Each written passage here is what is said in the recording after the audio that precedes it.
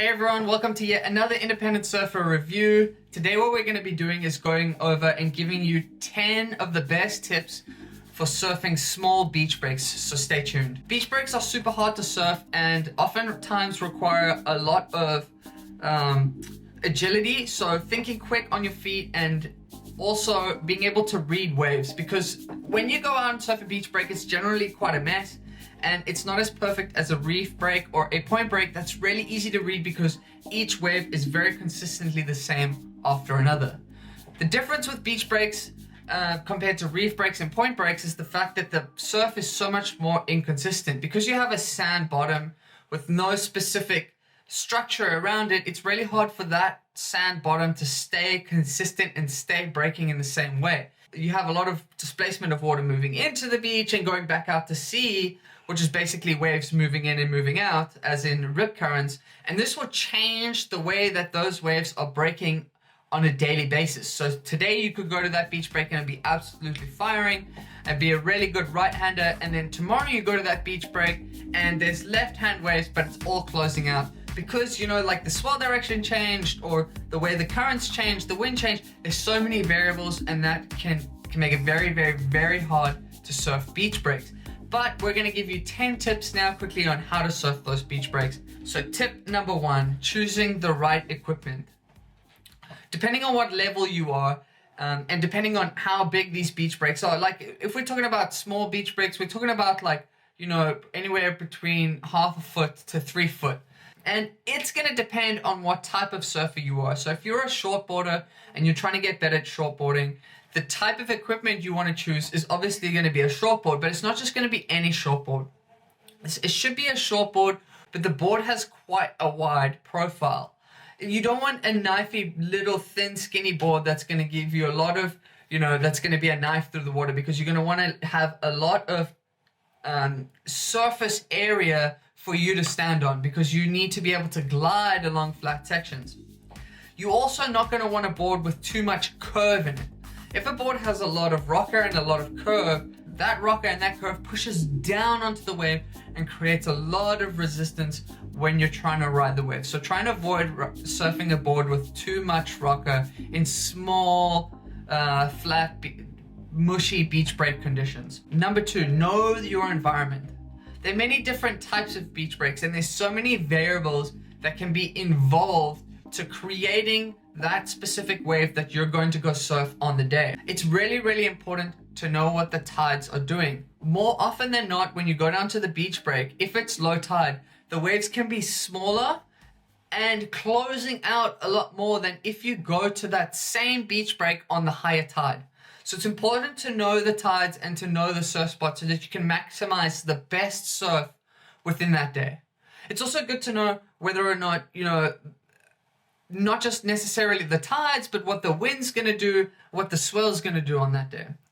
If the wind, for example, is starting off offshore in the morning and then going to onshore in the afternoon, you need to capitalize on those good conditions and try and go on when it's offshore in the morning, rather than when the wind is blowing onshore and making the sea messy and turning that maybe okay half-foot wave into complete unrideable slop.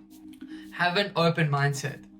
If you roll up to the surf, now you're watching the waves and you're having thoughts, you know, you're making judgments about how the surf session might go, whether or not you're actually going to paddle out and surf, and how the waves are breaking. This mindset might have a huge impact on how your behavior will be out in the lineup. So if your mindset is, oh, you know, it's terrible, I'm just going to go and get 1 or 2, or, you know, I'm just gonna like, oh, it's closing out everywhere, I can't even catch a wave. That's a terrible mindset. There's always a possibility to catch a wave and do a turn. You just need to have an open mindset, and you need to set yourself some goals for when you're going out into the surf. Watch the surf for 5 minutes. This is probably the most important thing you can do as a surfer. The hardest thing to do as a surfer is not catching waves, it's not popping up on waves, but it's understanding and reading those waves. A surfer that knows how to understand and read waves will be able to catch the best waves in the worst slot. So when you go out, there are always diamonds in the rough. You have an open mindset, you know the tides, and you've chosen the right equipment, you've done all the good steps. Now you really just need to sit and watch the surf for 5 minutes to find the best place for you to surf. Be open to the idea that beach breaks are always changing. So when you go down to the beach, even though you might have your eye on one specific part of the beach that's breaking really well, don't be closed-minded to the fact that 20 meters down the beach, even though that looks terrible, you know, like beach breaks change in a minute, in half an hour, where that's looking terrible, that might be the best place for you to surf. So you always need to be open-minded and watch the surf for 5 minutes before you paddle out, so you can see where the big sets are breaking, where the small sets are breaking, where the crowd is, and where there might be an opportunity for you to get waves for yourself without having to deal with crowds. Okay, so that's one of the nice things about surfing. Even though the waves are sloppy and terrible at beach breaks most of the time, you can often find a spot for yourself to surf. And the worse the waves are, the less people there are out in the water anyways. The next one, okay, so we're just building on these super important things to do before you go out into the lineup. One thing to add there, number 5, is warming up. Now, this is a very interesting topic because I see a lot of people going out to surf without even battering an eyelid towards the idea of warming up, not even thinking about warming up and going straight into the water. You don't have to necessarily do it at the beach, maybe before you drive to the beach, or, you know, find a quiet point for yourself. But I promise you, like, all the professionals are doing it before the heats. If you want to surf well, especially in small beach breaks, you need to warm up before you go surfing. And I know what's going to happen because I don't warm up. And you're not going to warm up either. Nobody's going to warm up, but I swear it makes a big difference. So if you're really interested in getting better at surfing and maximizing your opportunity out in the surf, which we all have very little. I mean, if you think about it, when you go surf, you only stand on the board for like 2 minutes at a time in a session, and that's a lot. That's like the best surfer surfing J-Bay. That person's going to be able to stand on the get like 6 rides at 30 seconds a ride. You know, that's 3 minutes at most. And so you need to warm up so that at least when you have those opportunities, your body's already awake and ready to capitalize on it. Number 6, find your own space out in the lineup. So this is also a really, really interesting one. Like, again, there's so many variables to take into account when you go and surf beach breaks. If you're going to go surf like the best wave in the world, it doesn't matter if it's crowded, because for sure when you get one, it's going to be an amazing wave. But if you go and surf sloppy beach break with a lot of people out, honestly, bad waves with a lot of people, that just sucks. So always make sure that, and keep an open mind, just because everybody's sitting on the same peak doesn't mean that there's another peak further down the beach for you to go and sit on by yourself. So just always keep that in mind. Surfing by yourself will give you more opportunities to catch waves than if you go and surf with other people around you. Because what can happen in the lineup a lot of the time is, like, especially if you're somebody who struggles in amongst crowds, beach breaks can often be more chaotic than reef breaks and point breaks. Reef breaks and point breaks have very defined points where people sit and wait to catch waves. Whereas because a beach break is so chaotic and unpredictable, there isn't really one specific place to sit and catch a wave. And so to have your own space without having anybody who's better than you inside paddling you or snaking you, it's going to make it much easier for you to be able to catch waves and maximize your opportunities in small beach breaks. Which brings me to the next point. Point number 7, don't sit up on your surfboard. You want to be engaged the whole time you go surfing. I often see people, they'll be sitting there in the lineup and complaining that they haven't been getting waves, and then afterwards they complain about how crowded the surf is, or they're just not doing anything, they're not getting waves, and they're just complaining. Don't do this. You need to have a positive mindset, have an open mind, and keep moving around. A beach break is not like a point break or a reef break where you have very defined points of taking off.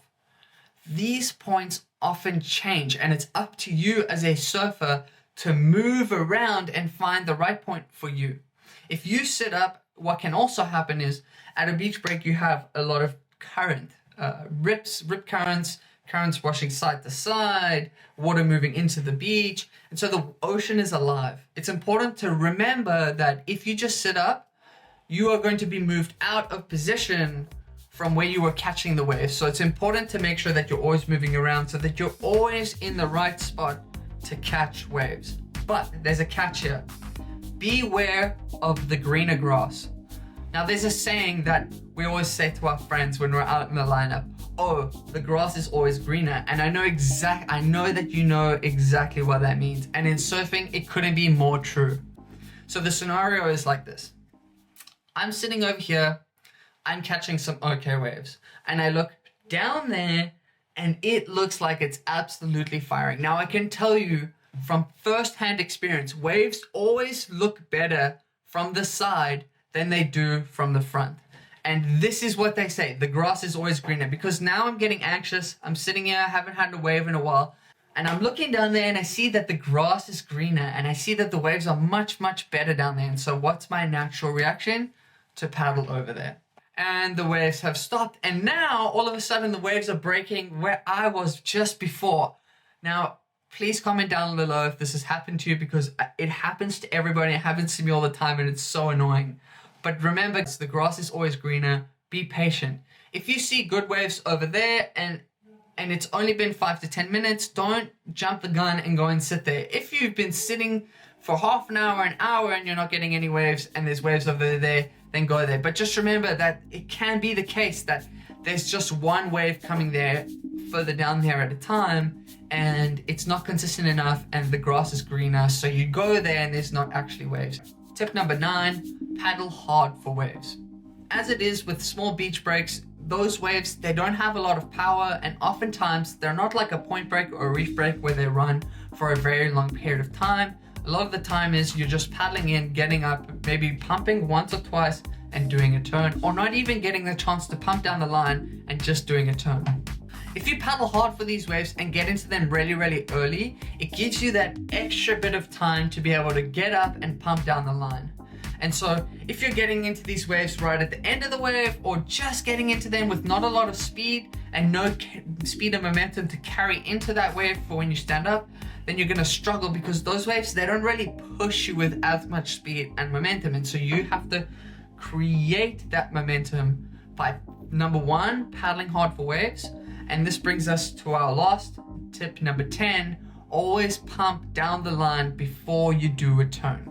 So again, this is just talking about how little power those small waves have. They just kind of like pick up and break and crumble.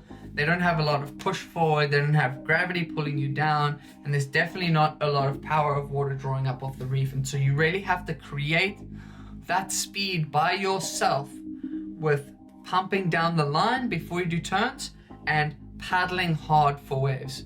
When it comes to pumping down the line for when you're doing turns, please guys, no more than 1 or 2 pumps before you do a turn. Keeping in mind that you may have to do 3 or 4 if you have to cover a longer period of ground.